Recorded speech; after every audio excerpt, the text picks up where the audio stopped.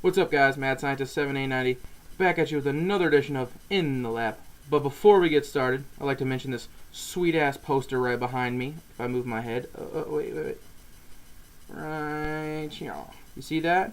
Sweet ass Legion of Doom poster I found when I was cleaning out my closet and found it in an old like '05 WWE magazine.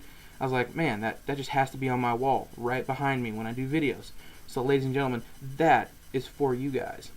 But with this edition of In the Lab, I would like to discuss the 5, in my personal opinion, most underrated matches. I don't want to say of all time, just kind of in my opinion over the last, 10 years or so that I really feel like are kind of underrated, and I'm going to give you the reason why I really like them, and the reasons why, I think they're underrated.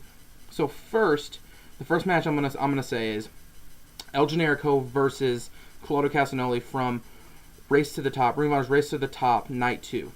This right here, ladies and gentlemen. Alright. Now, that match right there, in my personal opinion, is one of my favorite matches from 2007 anywhere. The reason I like this was, if you'd seen the show, the Night 1 and all the way to Night 2, Generico was pretty fresh in Ring of Honor. And, not a guy that everyone really thought could be a top main event type guy. They almost thought more of it, he was just a character and kind of a funny, character guy who could work, but wasn't going to do too much. Seen some of his stuff in PWG before, and didn't believe too much of him, being that great.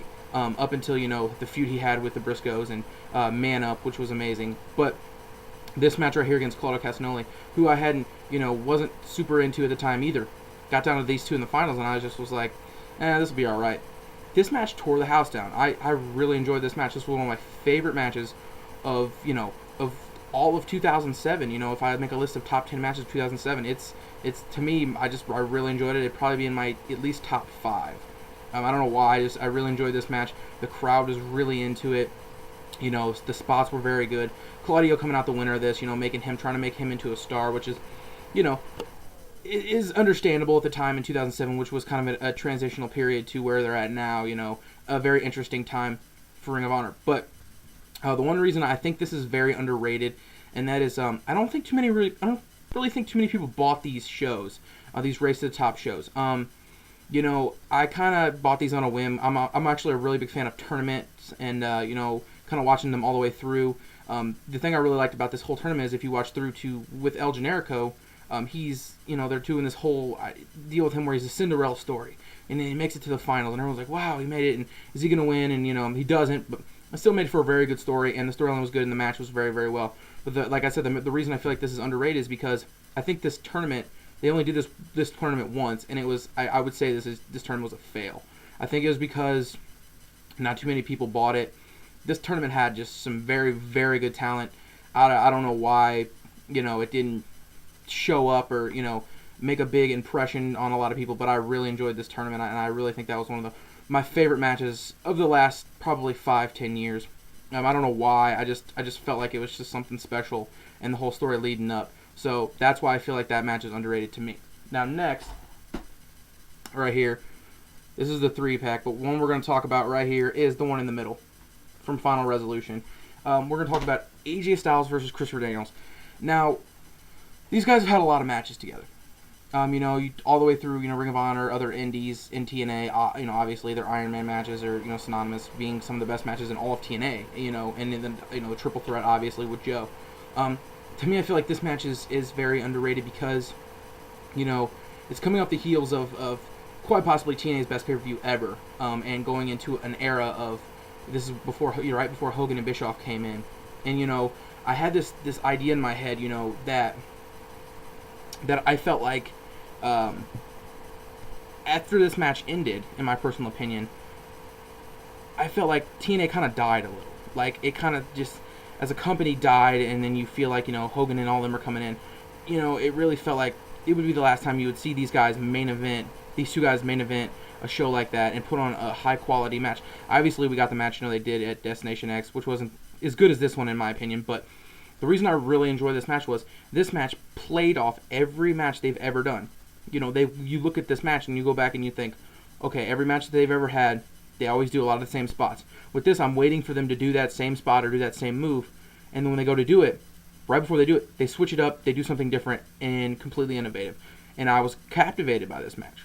A lot, also as well, a lot of people remember the show for being, the show that had Kurt Angle versus Desmond Wolfe, 3 Degrees of Pain. So, I mean, this kind of gets, shot off to the side. But I really feel like this is a very underrated match in all of TNA. The way they played off each other and the way they switched things up so much. I really enjoyed this. I really, really enjoyed this. This is actually one of my favorite Styles and Daniels matches that I think they've ever had anywhere. I really like it because to me it builds off how all their other matches were. And to me, that's really cool when you watch all of their other matches and then you see what happens with this one. And just it totally just different and just innovative. And each time these guys get in the ring, they try to do different things. And I was like, whoa, they're gonna do the same spot. And then they did something different, and I was totally into it. And like I said, with Turning Point, pay-per-view before, I think this match gets lost in the shuffle. It's one of my favorite matches that these guys ever had. So I'm gonna go with that one as my number 4. Now, next, this right here from this show right here, PWG's Hollywood Globetrotters. Okay. Davey Richards and Super Dragon versus Roderick Strong and Jack Evans. Now, this to me is one of the best tag matches of all the last 10 years. I would definitely put this in, to me, the top 10 tag matches. I maybe even say top 5. And I think a lot of reason why that this match isn't very known or isn't as popular as some other tag matches. I think it's because, PWG was kind of on the cusp of breaking out really big. Davey Richards wasn't a huge star. Jack Evans and Strong were kind of just doing, the tag team thing in Ring of Honor. And it was just kind of like, PWG was an indie that had kind of like a free reign where they could bring in any of these guys from all these indie promotions and basically say, okay, we don't care what you do, just go out there and just have a really good match. And they did. This match was absolutely phenomenal. Like I said, one of the best tag matches of all of the last 10 years, in my personal opinion. I would definitely put it in there as one of the best tag matches, I've seen. And I think a lot of people don't know about it because, PWG wasn't that huge. And if you go back and a lot of people don't buy a lot of their single just shows back then. Now they totally whooping ass, and every show they're having all of this year, is very, very good. So, it's hard to say, when you go back and look at these cards, you're like, oh man, I just don't want to buy these, and I just don't want to waste the money on these. If you really don't want to do that, then PWG has come out with 2 DVDs as well. The PWG Sells Out 1 and PWG Sells Out 2. And basically just a compilation of their best matches, and I'm sure they might do another one here very soon. But I would definitely say pick up those if you're not going to pick up this. But like I said, this is phenomenal, and I would definitely, if you're a huge fan of tag team wrestling, and Davey Richards, this was Davey Richards before Davey Richards was like blowed up huge, and he was still just doing great stuff like he is now. So I would highly recommend you guys check this out. Very, very underrated. And like I said, it's PWG, and it wasn't where it was booming at the time. So I feel like this was underrated because not a lot of people knew about it. So next, here's what I'm going to talk about. Number 2, right here. Ring of Honor's very first show, The Era of Honor Begins. The main event of this show, okay? Now, everyone talks about Styles, Daniels, and Joe, Triple H, Chris Benoit, and Shawn Michaels being the 2 best triple threat matches ever. Now, think about that DVD right there. There's a funny story behind that DVD. Many years ago, here where I live, we had a Sam Goody here in our mall, and some of you may know MVP Shear 123R88. When we were younger, we would go in there all the time, and I would buy just random wrestling DVDs of stuff I've never even heard of. I just would buy these things. And what I did was, before I got this, I bought a JCW DVD, a Juggalo Champion Shit Wrestling, and it was absolutely horrible. I didn't buy it, actually. The story behind this, the funny thing about this is MVP Shear bought it for me, and I was like, get me this DVD, please give me this DVD. And he finally did. I watched it. It was horrible. I didn't even let him watch it. It was so bad. I took it and sold it at Slackers. I thought it was horrible. And I said, I'm not going to buy any just random, no-name, independent wrestling DVDs from Sam Goody anymore because they're going to suck. And the next time I went, I bought that DVD, and I was like, man, why did I buy this? This is gonna suck. Popped it in, and I think I got this in 2004. Up until 2004 is the first Ring of Honor show I'd ever seen. I watched that show, totally changed my life about wrestling. At that time, the best wrestling show I'd ever seen. And that main event, I thought was the best match I'd ever seen in my life. That triple threat, and I honestly feel like that triple threat between Christopher Daniels, Low-Ki, and Bryan Danielson is up there, in my personal opinion, with some of the greatest triple threats of all time. One of my favorite matches now ever. I think it doesn't get a lot of, talk now because of how old, how much older it was. And, the show happened in 2002. I bought that show in 2004, which was the first Ring of Honor show I've ever seen, was their very first show.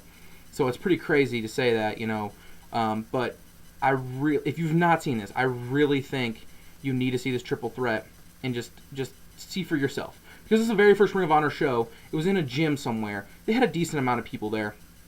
And, it's like seeing the first thing, seeing something for the first time. This crowd marked out so hard for this match, was just going absolutely nuts. Just Steve Corino was on commentary with, I'm not quite sure who else it was, but Steve Corino was like, this is the best triple threat match I've ever seen. It's so good. So if you've never seen this is just one of my favorite matches. It's so underrated because I feel like it gets lost in the shuffle, and a lot of people are like, well, I don't want to go back and start from the beginning and watch Ring of Honor's very first show. But this show is very, very good. It had Eddie Guerrero on it as well. So, I kind of just pimped that whole show, but that triple threat right there, I feel like is one of the most underrated matches ever, because I just don't think a lot of people know about it and haven't really spent the time to, pay. It's $10. You can find that DVD for like $10, or you can download it probably for like $5 off of Ring of Honor's website. Highly recommended. Highly. Just for that triple threat alone. But that whole show is very, very good. So I would definitely check that out. Now, finally, this is it right here. My personal most underrated match. I don't want to say of all time, but one of the most underrated matches I feel like